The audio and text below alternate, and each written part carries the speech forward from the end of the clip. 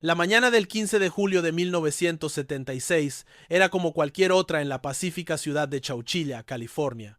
El aire cálido del verano vibraba sobre los campos de algodón y las arboledas de nogales. Para los 26 niños que se subieron al autobús escolar, era simplemente el final de un día más de campamento de verano. Las risas de los pequeños resonaban en el interior, mientras el conductor, Ed Ray, un hombre de 55 años de corazón amable y manos seguras, conducía por la ruta habitual.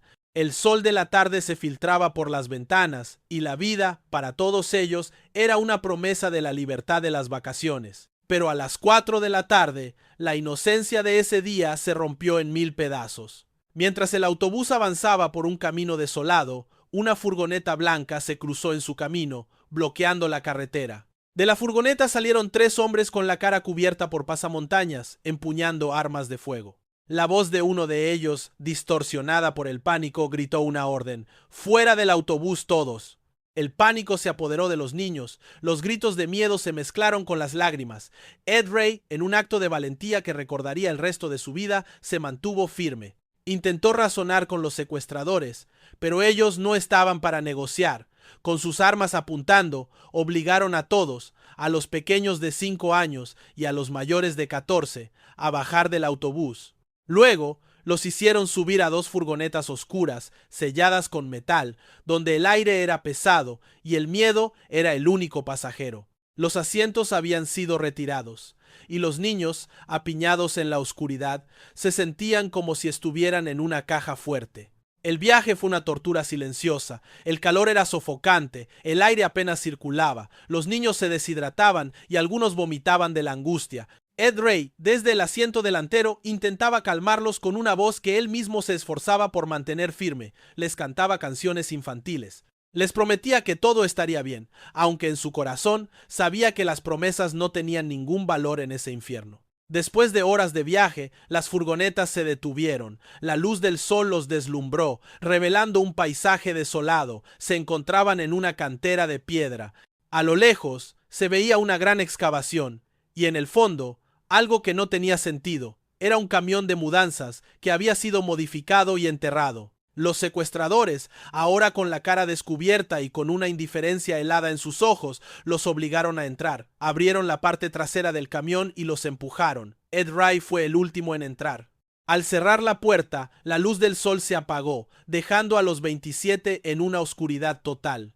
Se escuchó el sonido metálico de una tapa de hierro y el arrastre de las palas. Los secuestradores sellaban su tumba. Los niños, asustados, se abrazaban entre ellos, llorando. Ed Ray, con el corazón roto, se sentó en el suelo, escuchando el sonido de la tierra que caía sobre la tapa de metal.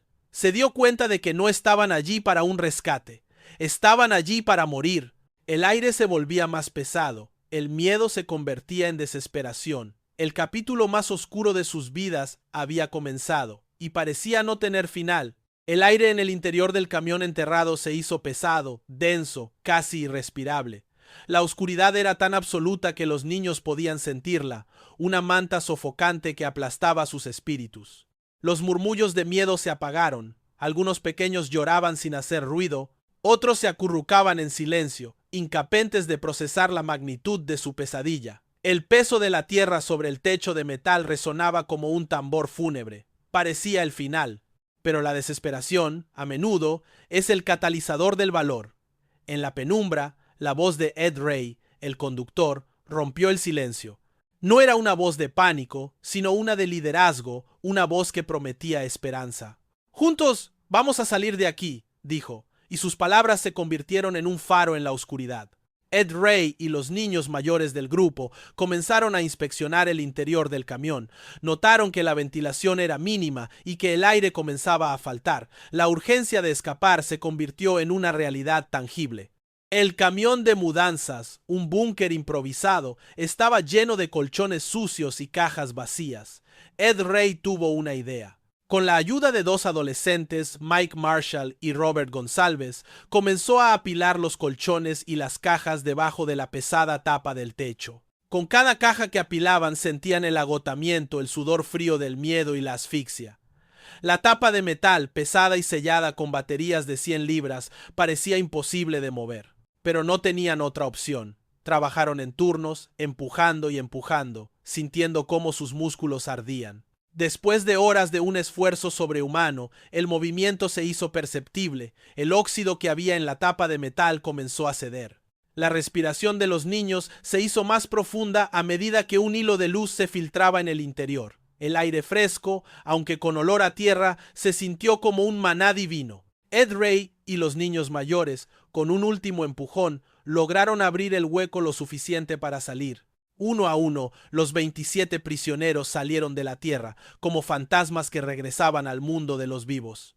El mundo exterior era la noche. La luz de la luna, tenue y fría, iluminaba el vasto paisaje desolado de la cantera. Los niños, descalzos y cubiertos de tierra, caminaron durante horas sin rumbo. El miedo de que los secuestradores regresaran era constante, pero el heroísmo de su escape les dio la fuerza para seguir adelante.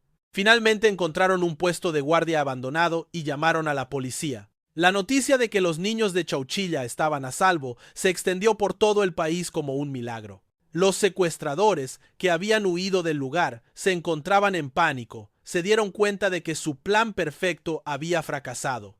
El hecho de que las víctimas hubieran escapado de su tumba improvisada era incomprensible.